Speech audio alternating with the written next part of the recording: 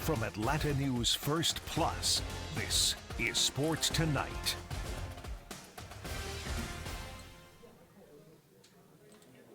What's up, everyone? Emily Gagnon here on Monday, June 17th. Welcome into Sports Tonight. I am writing solo today. Mondays usually are solo days for either me or Bailey, so we got a good show for you today. We actually talked to Hawks GM Landry Fields today, and this is important because what's about to happen is the NBA draft is going to be here next week, and the Hawks have the number 1 overall pick, so that's a good thing. And I got to tell you that Landry told us today that they do plan on keeping that pick. They do plan on using it. His phone has not stopped ringing since they found out they were going to get the number 1 overall pick. However, for now, and they're not going to show us their cards, but for now, they do plan on using it. But he did answer some very interesting questions today, specifically about Trae Young, and saying what he said at the end of the season, that he loves Atlanta, wants to stay here, but he also wants to win. How much does Trae Young, the superstar, have a say in this upcoming draft? Does he have any at all? A lot will determine on who they get.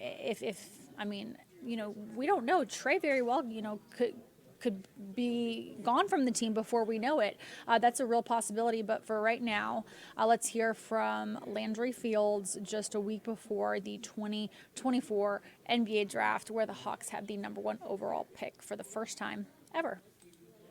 Oh my! So, let me put this here.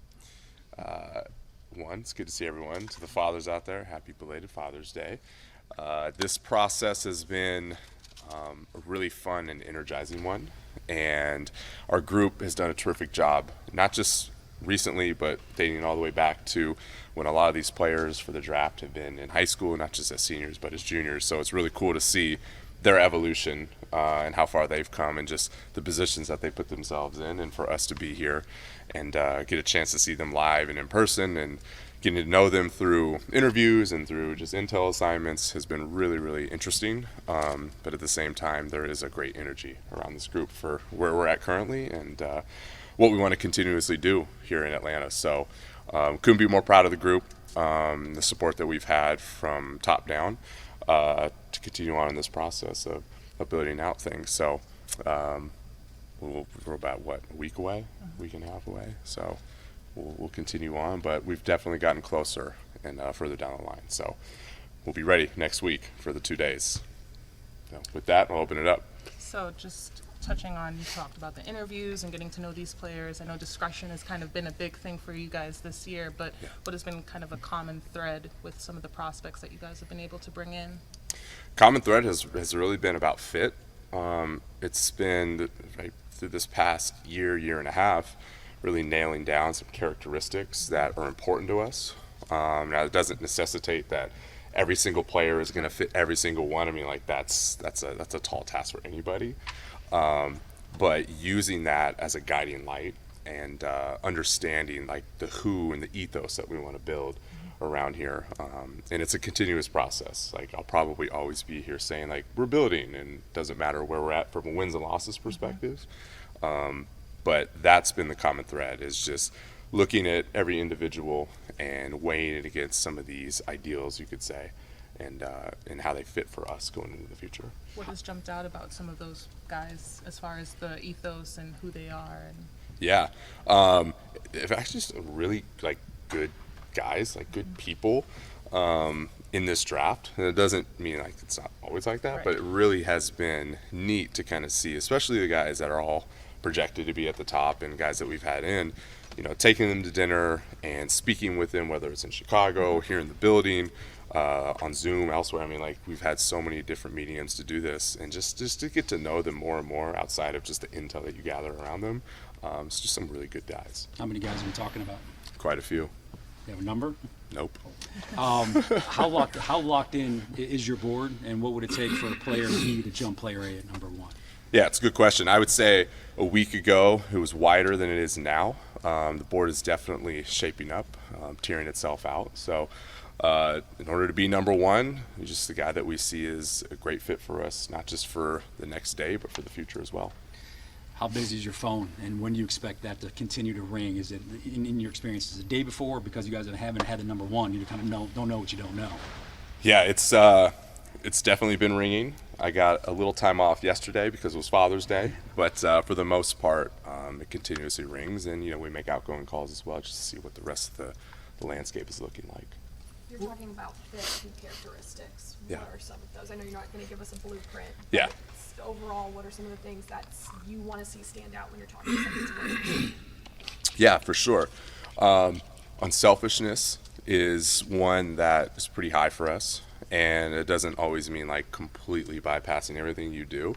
When we talk about humility, it's just about the ability to own the gold and the dirt, and just kind of living into that more and more. Quinn's talked a lot about competing at a high level, just your everyday grind. In every possession over the course of a game, like those should matter to you. Like that's competing.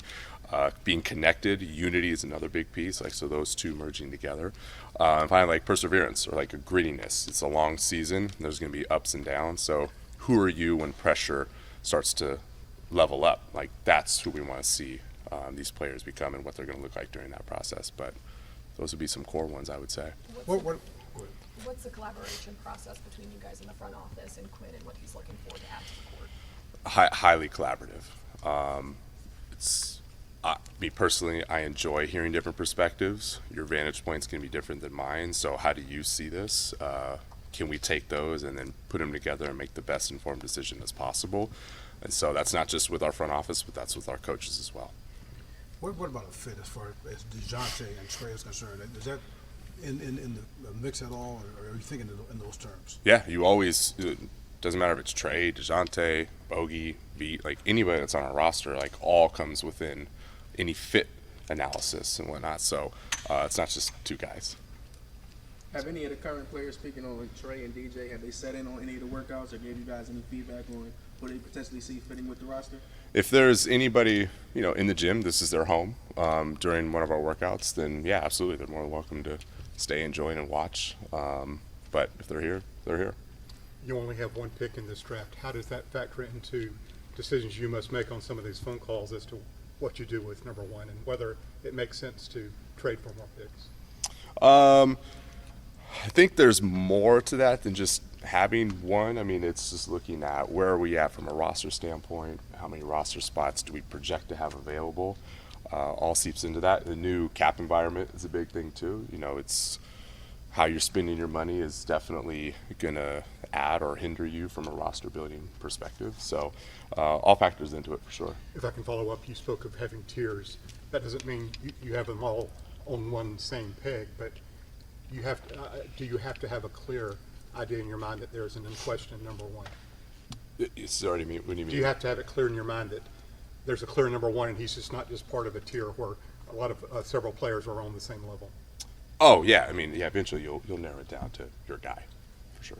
Because there's not a victor in this draft, there's the narrative that it's a down draft. Is that a lazy take, that the talent from this draft is not comparable to years past because there's not no name, so to speak, out there?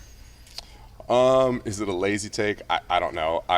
We're in a great position to really do deep dives. I think we're really excited by the draft, and the more that we uncover, like we go, great, I'm glad we have number one. I keep joking around like I'm not giving it back. So I think we're in a really good position here. I'm excited about it, frankly. It's been a little over a month since the team announced Antti Sala coming on and joining the front office. Yeah. What does he bring to the table, and why did you find it necessary to add another voice in the room as an assistant GM?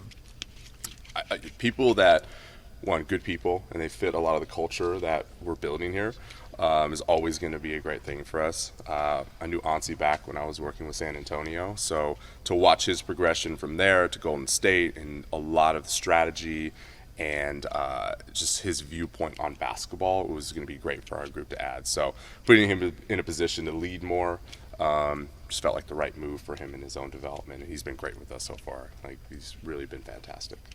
I know it might not be a fair comparison because the NFL has so many more picks and so many more players on the roster, but you talk to teams and they look for a quarterback, they'll bring in 8 quarterbacks and they'll ask them questions like in the red zone specifically, what's your favorite play? And they get that intel, so if they don't play them down the road, whether it's a year or 2 years down the road, they might be in the red zone, and this is the guy we like. And remember, is there something you can do when you bring guys in, like those types of questions, either it's favorite moves, favorite plays, where you bottle that information and save it for down the road? I'll have to, you want to present that question a different way? What do you mean exactly? Well, just, when you talk to these guys, if you could have, 5 guards in here, you might not need, you're definitely not looking to draft guards 2, 3, and 4, 5, but you're looking for a nugget, some information when they maybe become a free agent down the road, those types of things, like little inside baseball stuff that you have the opportunity to shelve it and use that content, or not content, but those nuggets down the road. Got it. Totally understand. No, it's a good question. Like the more information that we have, like the better. To kind of look back to with whatever information we have today and weigh it against any future decisions when we get there. It's just nice. It's just kind of see how things evolve for certain players over time, for sure. What's the hardest part of this entire process? Like, in your perspective, obviously a lot of us have never been in your shoes going through this process. What's the hardest part? What's the hardest part about this process? There's always challenges. I think really it comes down to when you have X number of players, when you look at them, you're like, you can make a case for him, you can make a case for him, make a case for him. Like, where do you finally nail it down? It's a challenge in a sense that it's just like, oh, here's the guy, but it really, it's an opportunity, especially for our group, on how we are continuously being collaborative in our process. So it's hard to say there's the hardest thing where I sit here and go oh, I'm really dreading that. There's nothing like that. It just presents its challenges. New data comes in. So how are you weighing that against things that you've already learned? Have you learned something about you guys as a unit of how you're able to collaborate and communicate? Like, is there something that's come up where you're like, wow, we're really strong in this area, or something along those lines? We love basketball. I would really say that. And I don't mean to say that in a joking manner. It's hard to say, well, work ended at 5 and that's it. We have a bunch of communication, whether it's through watching playoff basketball or just things that come up if there's a random idea. I think that's what's really neat about our group, is just the love that we have for the craft of it. Landry, there's as much of an opportunity as the number 1 pick is. I think you just look at history, that hasn't always panned out, for teams that have used it. And I'm curious, is there wisdom in trading back just so you can get more chances and hopefully getting one of these picks pans out? Yeah, so we as a group, we've looked at a ton of different scenarios. Like, if you keep the pick, you try to get back into the draft, you move back, all the things that you're talking about. And with where we're at right now, we'll pick one. But yeah, it would be, I don't think it would be wise for us not to go over those scenarios, but there's been a ton that we've gone over, and we'll continuously go over those as well, even ones that may present later on with different team talks that we've had. Would you say you're pretty committed to using to keeping it? Yeah, so today, we're planning on picking one. As far as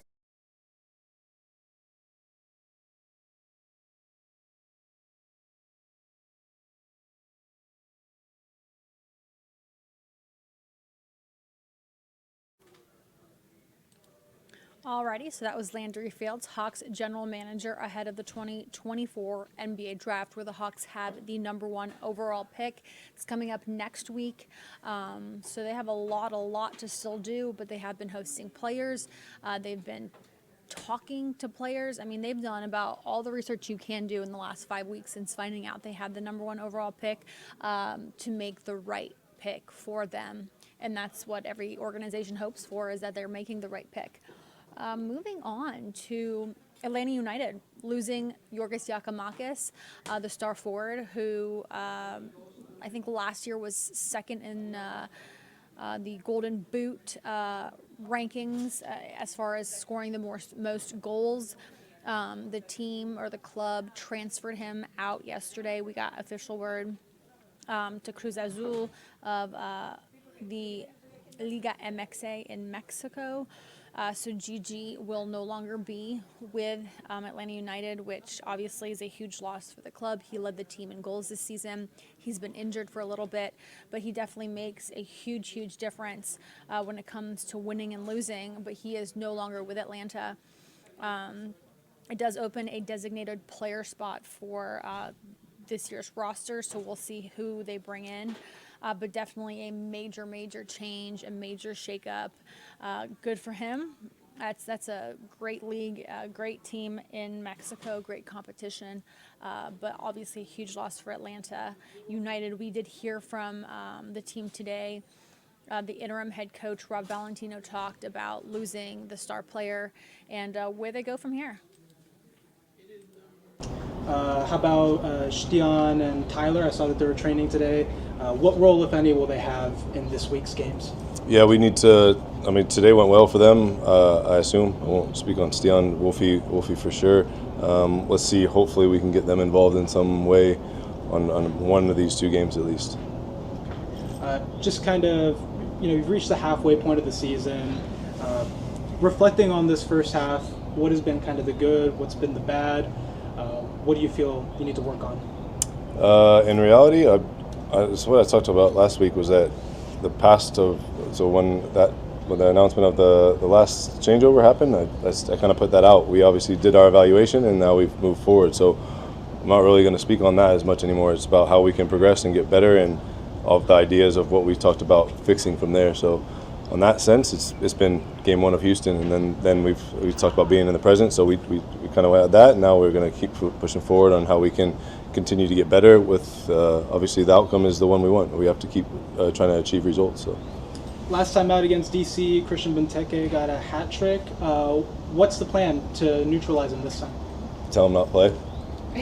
No, I mean, look, he's a fantastic player. They play to his strengths. We're going to come up with a specific game plan to their team because you can't game plan for one person.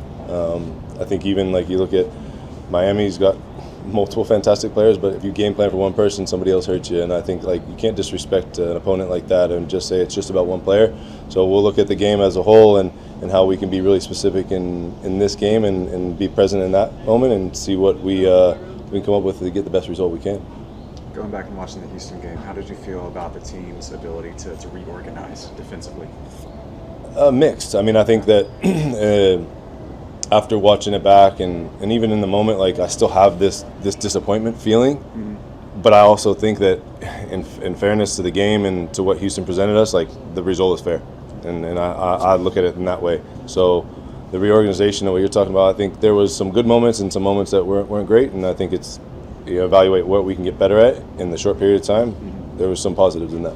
I want to ask about some of the tactical changes you've been trying to implement. What is the actual process of messaging and communicating those tactical changes? Is it just getting guys in a room and saying, here's what we're going to shift? Is it getting on the field? How's it work? It's a combination of everything. I think you've got to do stuff on the field, of course. So even off the first training sessions and everybody around the world will do something. You'll watch probably Canada do something similar to another team. I think that when you look at all these different coaches, they just put their own twist on it, one twist on a rule or the dimensions of something. So everybody will do similar things, but in their own way. So I think for us, it's been on the field, it's been in the video room, it's been passing little messages across, and I think that there's nothing, with all due respect, there's nothing too complex about some things because these guys they're pros and they've been around this game long enough that it's not like I'm throwing something at them that they've never seen before. Now it's hopefully that it adapts to their strengths and that they can take this information and do better to get a result. So we've been trying everything like video, on-field work, different messaging, in different vocabulary of how we try to push messages across, or a different schedule of when we train or when we do the video, or how we stagger that in, and whether one's more of a quick one or one maybe more of a long one. So it's a bunch of different ideas. It seemed like the team pressed pretty high in the start of the Houston game. Did y'all kind of adjust that as the game goes on? Yeah, I wasn't preferred. Sure. I would say we talked about moments, of course, like restarts, things like that. But I didn't want us to be so disjointed. I also don't want to take energy away when they feel the moment is right, the triggers are right, and they can jump. Like I want them to have that aggression and go. That will be something that over time, hopefully, we can be more dialed in on, and it's something we addressed this morning. Rob, has there been an emphasis on just play around the box and getting guys more comfortable with the decision making? That's been something that it's on and off. It's been a little bit inconsistent. Have you focused on that as well? Yeah, it would be an area. I wouldn't say like it's a overemphasized area. Like today, we did some stuff because it was the players we had, And I think it fits to, one, help them individually get better, but then potentially in a game that we're going to come up against, that maybe it's an area that we can get better at. But I wouldn't say we overemphasized it versus the other things. There's, again, we kind of emphasized these are certain things we can get better at. That was one of them, but not any more than others. And then I know you're moving past last week, but was it, perhaps the word isn't a relief, but was it a relief to get through that week, get through that first game and charge again, and now focus on these next 2 games that are going to be away from Atlanta? Was it nice to just kind of get through that? No, I didn't look at it as relief. I honestly, I was really cautious in saying this to a lot of people when they asked how's it going. Like, I really enjoyed it. Like, it's difficult. We're in a difficult moment. Like, there's no hiding that.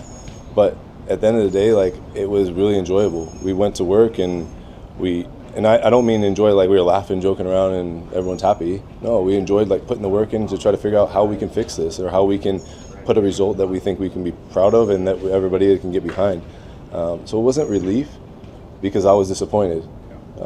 So it's not there, but I think we tell the players, like, stay in the moment, stay in, trust in your process, and we can't deviate from that either and say, like, oh yeah, well, we got it, but we're going to keep moving on. No, we kind of have to have the same message. So no relief, but I'm grateful for the opportunity and that we had a good week, but now it's like, hey, gotta go again.